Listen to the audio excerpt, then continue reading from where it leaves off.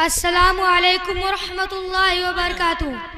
वालेकुम अस्सलाम वरहमतुल्लाहि वबरकातुहू। क्यों चांद में खोए हो, उलझे हो सितारों में। क्यों चांद में खोए हो, उलझे हो सितारों में। क्यों चांद में खोए हो, उलझे हो सितारों में। आका को मेरे ढूंढो, कुरआन के पारों में। बेशक बहुत खूब माशाअल्लाह। आका को मेरे ढूंढो, कुरआन के पारों में। आका को मेरे ढूंढो, कुरआन के पारों में। उनके ही पसीने की खुशबू है बहारों में। उनके ही पसीने की खुशबू है बहारों में। उनके ही तजल्ली है इन चांद सितारों में। उनके ही तजल्ली है इन चांद सितारों में। रिज़वा तेरी जन्नत को फुर्सत जो मिले देखो। रिज़वा तेरी जन्नत को फुर्सत जो मिले देखो। खोई है अभी नज़रें तैबा के क्या बात है, क्या बात है, नज़ारों सुभान अल्लाह। में। खोई है अभी नज़रें तैबा के नज़ारों में। ऐ काश कबूतर हम बन के रहे होते। ऐ काश कबूतर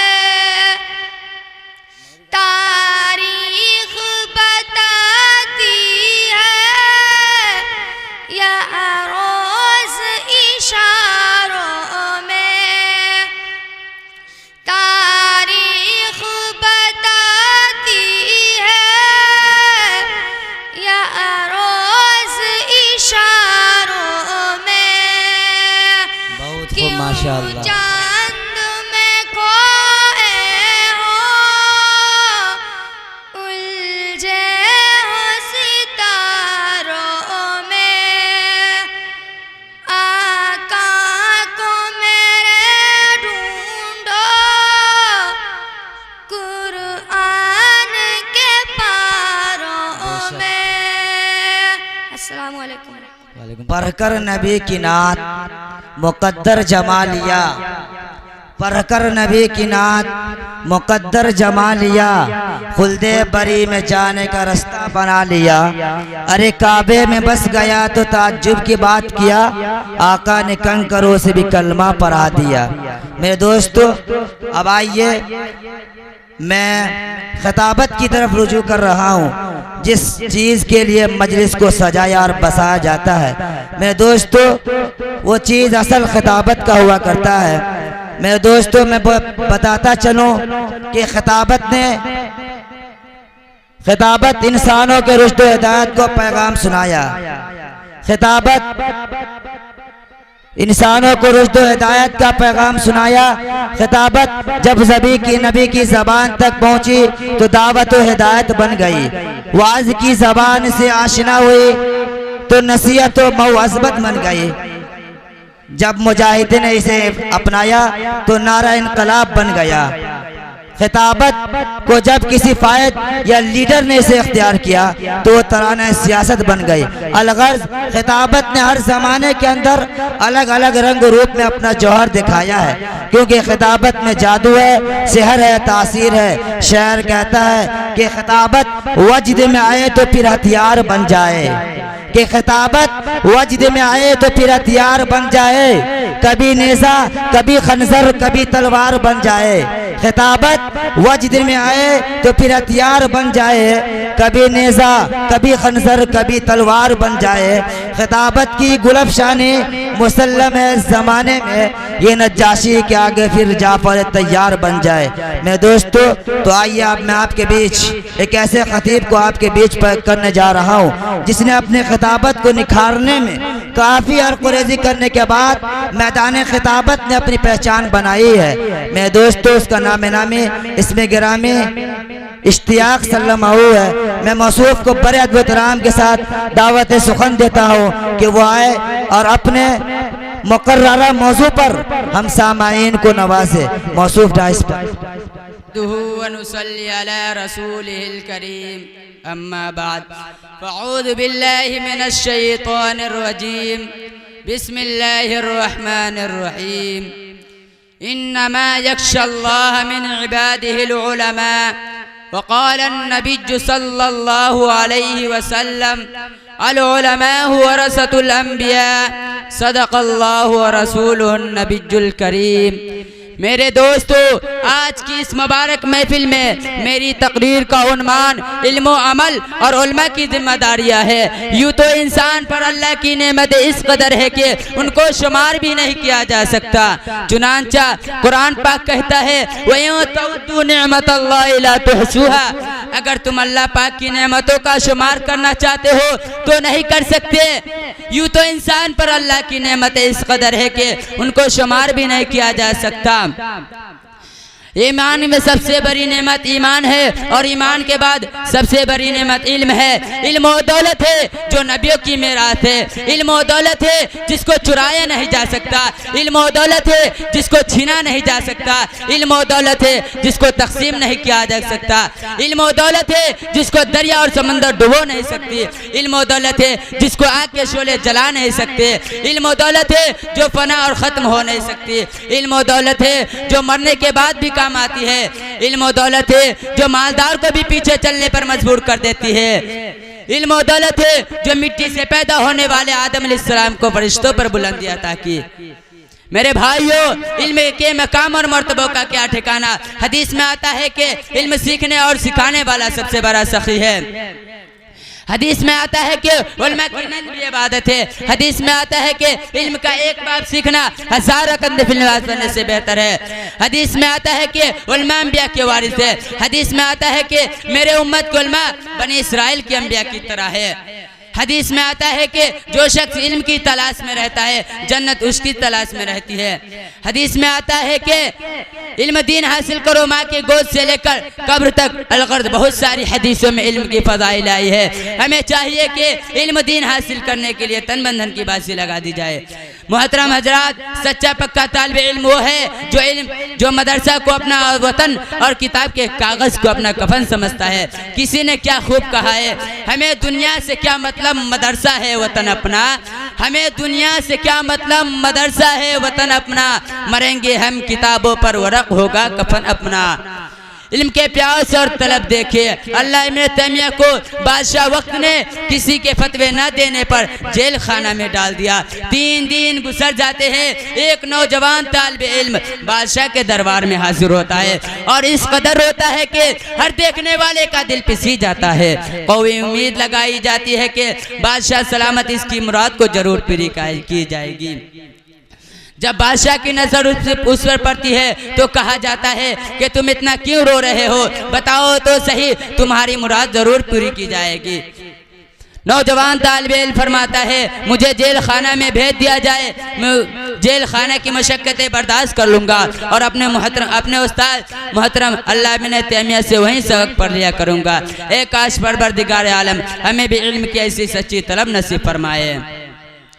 मोहतरम हजरात, इल्म के साथ अमल की बेइंतहा ज़रूरी है। एक बुजुर्ग फरमाते हैं, इल्म अमल का दरवाज़ा खटखटाता है, खुल जाए तो दाखिल हो जाता है वरना रुखसत हो जाता है। इल्म बगैर अमल के वबाल जान है। इल्म बगैर अमल के ऐसा है जैसे दरख्त बगैर फल के। जिस तरह चिराग बगैर जले रोशनी नहीं देता, इल्म भी बगैर अमल के रोशनी नहीं देता। बेअमल आलिम की मिसाल इस गधे की सी है जो फजाइल में उड़ता है मगर मुर्दार खाता है। कुरान पाक कहता है, बेअमल आलिम की मिसाल इस गधे की सी है जो फजाइल में उड़ता है मगर मुर्दार खाता है, जिसके ऊपर बोझ लादा हुआ है। शेख सादी रहमतुल्लाह अलैह फरमाते हैं कि इल्म चंदा के बेशतर खानी, कि इल्म चंदा के बेशतर खानी जो अमल दर तू निस्त नादानी।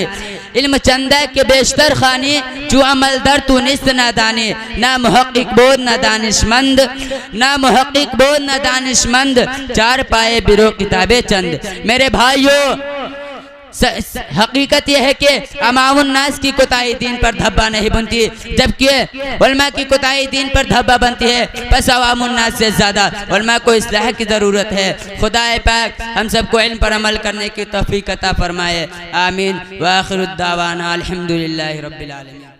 माशाअल्लाह, मौसूफ अभी इल्म व अमल और उलमाए की जिम्मेदारियाँ की तकरीर पेश कर रहे थे। मेरे दोस्तों, जब मौसूफ तकरीर पेश कर रहे थे तो मेरे जहन में ये शेर गूंज रहा था कि इल्म वो दौलत है जो लुटती नहीं, इल्म वो दौलत है जो लुटती नहीं, खर्च करने से कभी घटती नहीं। मेरे दोस्तों, वही इल्म दीन जो इंसान सीखता है। हदीस पाक में आते तलबुल इल्म फरीज़तुन अला कुल्ली मुस्लिमिन व मुस्लिम। इल्म दीन हासिल करना हर मुसलमान मर्द औरत पर फर्ज है। मेरे दोस्तों, वो मरने के बाद भी काम आता है। इंसान अगर दुनियावी इल्म आखिर हासिल करे तो वो दुनिया ही तक रह जाता है, लेकिन अगर दीनी इल्म हासिल करता है तो वो दुनिया में भी काम आता है और आखिरत में भी आखिरत उसकी कदम चूमती है। मेरे दोस्तों, अब मैं वक्त का ख्याल करते हुए इनकी तकरीर में दरिया की रवानी देखी, इनकी तकरीर में दरिया की रवानी देखी, गुंचो गुल की रंगीन जवानी देखी। मेरे दोस्तों, अब मैं दूसरे मुकर्रिर की हैसियत से अब मैं मोहम्मद वसीम सल्लल्लाहु तक पहुँचने की जसात कर रहा हूँ। मैं मौसूफ को बड़े अदब एहतराम के साथ दावत सुखन देता हूँ कि वह आए और अपने तकरीर से हम सामईन को नवाजे। अल्हम्दुलिल्लाह अल्हम्दुलिल्लाह कफ़ा व सलामुन अला इबादिहि अल्लज़ीना इस्तफ़ा अम्मा बअद फ़क़द क़ाल अल्लाहु तआला इन्नल अर्ज़ यरिथुहा इबादियस सालिहून। भला सुबह हमारे नेकमंद इस ज़मीन के वारिस होंगे। जब सर में हवाए ताअत थी, सर सब्ज़ सजर उम्मीद का था, जब सर ईसिया चलने लगी उस पैर ने फलना छोड़ दिया। अल्लाह की राह भी खिली आसान निसा सब कायम है, अल्लाह के बंदों ने लेकिन इसराफ पे चलना छोड़ दिया। जरा आप इस जमाने को तस्वूर करें कि एक तना 40 साल इंसान ने इस्लाम की आवाज़ को बुलंद की और 23 साल में वो आवाज़ इतनी दूर पहुंच गई कि तारीख भी उसकी मिसाल देने से कासिर है। और एक सदी भी न गुजरी थी कि एक इनकलाब नुमा हो गया, जो गरीब थे वो अमीर हो गए और जो बेचारे चरवाहे के नाम से कहे जा रहे थे वो मसनद इख्तिताब पर मुमतकिन हो गए। जिन्हें दुनिया वाले अनपढ़ बुद्धू कहा करते थे, उनका सील और रुआ इतनी तेजी से बढ़ा के रबिया मस्कून आलम पर तहदीब व तमद्दुन का डंका बजने लगा। जो तालीम व तहदीब में पिछले सफ़ों में थे वो इमाम बन गए। उन्होंने साबित कर दिया कि कुरान का ऐलान अपनी जगह दुरुस्त था। इन्नल अर्द यरिथुहा इबादियस सालिहून, भला सुबह हमारे नेक बंदे इस जमीन के वारिस होंगे। मुसलमानों को उरूज की दास्तान इतनी दिलचस्प और हौसला अफजाई है कि आज भी उनको पढ़कर रोंगटे खड़े हो जाते हैं। अल्लामा इकबाल ने क्या खूब कहा है, दस्त तो दस्त है सहरा भी न छोड़े हमने, बहरे जुल्मान में दौरा दिए घोरे हमने। एक वक्त था जब मुसलमानों की शौकत, सुतूत और मोहब्बत का डंका बज रहा था। चार दांगे आलम में उनकी उरूज की दास्तान बुरजुबान थी। वो नेक थे, रासबाज थे, सलाहियत मौजूद थे, वो मुहक्किक थे, इल्म दोस्त थे। और सबसे बड़ी बात यह थी कि उनके दिलों में खुदा और रसूल से इतनी मोहब्बत थी कि जितना अपने माल दौलत अहयाल से भी नहीं करते थे। वो जिधर रुख करते उन्हें फतह ही नसीब होते हैं और जिस जमीन पर कदम रखते उनको कदम चूमने के लिए बेकरार नजर आती थी। सच कहा है कहने वालों ने, जिधर रुख किया उधर सिल्तने ज़ेर फरमा, जिधर आंख उठा उधर ममालिक मस्कर। मगर वही कौम सलील ख्वार हो रही है, वही इस्लाम के नावले आज पे दर पे शिकस्त खा रहे हैं। चीन से लेकर अफ्रीका के साहुल तक जहां देखिए मुसलमानों की जिंदगी की रास्त बाजार होती है। सोचिए और समझिए कि जिन सिफात ने हमें तरक्की की मौजूद थी, जिन खूबियों ने हमें बाशुमार की है, मगर फिर से वही दो शेर कहना चाहता हूँ कि जब सर में हवाएं ता थी सरसब्ज सजर उम्मीद का था, जब सरसिया चलने लगी उस पेड़ ने फलना छोड़ दिया। अल्लाह की राह भी खुली, आसान निसा सब कायम है, अल्लाह के बंदों ने लेकिन इस राह पे चलना छोड़ दिया। इसी चंद बातों पर मैं अपनी तकरीर ख़त्म करता हूँ। वाखिर दावाना अल्हम्दुलिल्लाहि रब्बिल आलमीन।